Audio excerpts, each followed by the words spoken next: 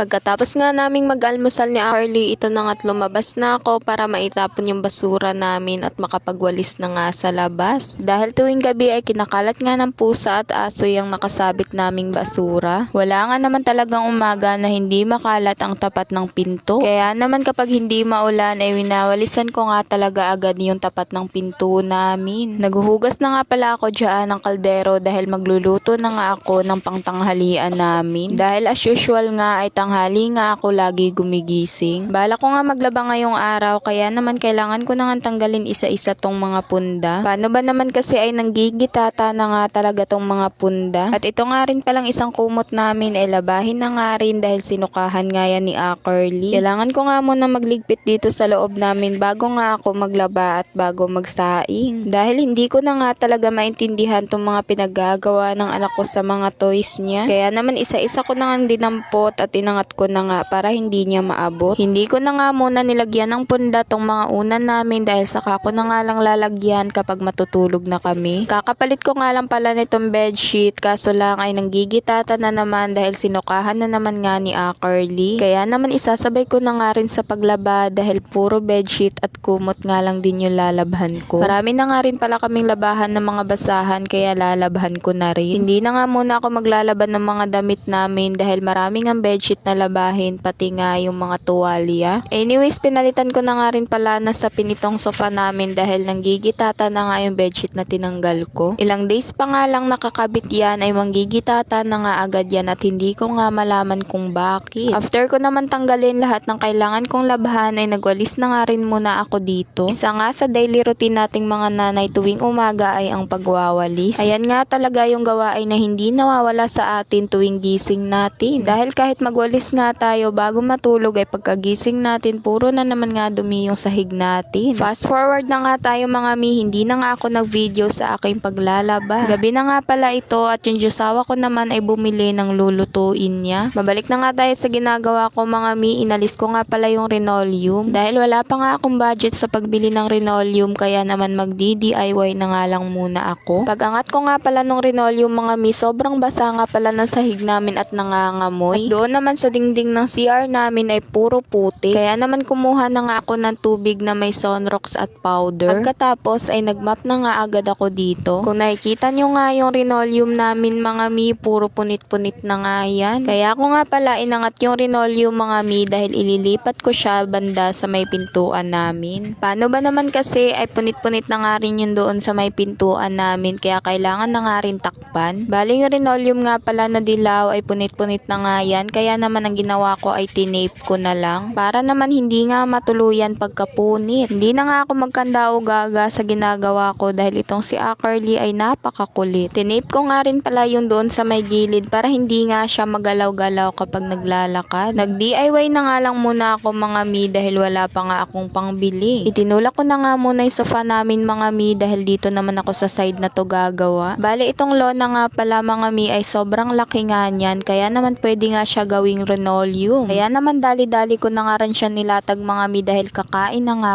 kami. Hirap na hirap pa nga ako sa paglatag niyan dahil yung gamit nga namin ay nakaharang. Ang pangit nga lang ng lona na to mga mi dahil sa gitna niya ay may transparent. Kaya nga kitang-kita nga rin yung sahig namin. Pero ox na nga yan mga mi dahil natatakpan naman ng kutsyon. Huwag niyo na nga pansinin si Carly kung nakahubad yan mga mi dahil maglilinis na nga ng katawan yan. By the way, nilalagyan ko na nga pala ng bedsheet tong kutsyon namin dahil matutulog na kami pagkatapos naming kumain. Hindi pa nga pala ako tapos dyan sa lona pero inuna ko na nga muna itong kutsyon dahil hindi pa nga naaayos yan paglatag. After naman nun mga mi ay nagwalis na nga agad ako dito at nagandahan na naman nga ako sa sahig namin dahil wala na nga butas-butas. Pagkatapos ko nga malinisan ng katawan si Carly, ito naman at nagpapalit na nga ako ng mga punda. Habang hindi pa kami kakain ay ginawa ko na agad lahat ng kailangan kong gawin. Kahit nga sakit ng likod ko dahil napagod nga ako sa paglalaba ko ay for the go pa rin. Tayong mga nanay hanggat may gawain ay nagiging multitasking nga talaga tayo. At feeling ko nga ay hindi nga talaga kaya ng mga tatay kapag sila lang ang nandito sa bahay. At ayan na nga pala ang kinalabasan ng ginawa ko mga mi. Wala nang butas-butas at ang ganda na nga tignan. Bali yung dilaw nga naming linoleum mga mi, ayan nga yung sa may pintuan. O siya mga mi, salamat sa panonood.